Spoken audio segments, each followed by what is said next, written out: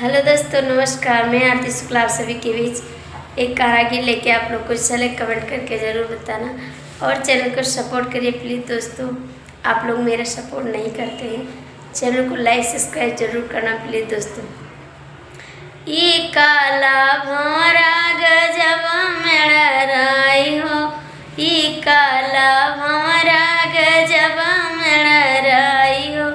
जब मई पहिनी काली सड़ी, हाँ जब मई पहिनी काली सड़ी आई, सड़िया देखी सास जरी जाई हो, ई सड़िया देखी सास जरी जाई हो।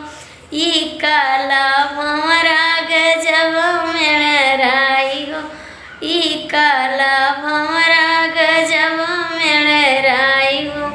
जब मई पहिनी नाक के नथुनिया, जब मई पहिनी नाक के नथुनिया, ई नतिया देखी ननद जरी जाई हो, ई नतिया देखी ननद जरी जाई हो।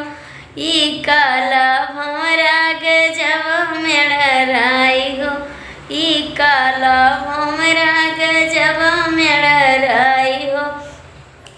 जब मई पहिनी मांग के सिंदूरवा, जब मई पहिनी माथी के बेंदिया, ई बेंदिया देखी जेठान जरी जाई हो, ई बेंदिया देखी जेठान जरी जाई हो। ई काला भंवरा गजब मेड़राई हो, ई काला भंवरा गजब मेड़राई हो।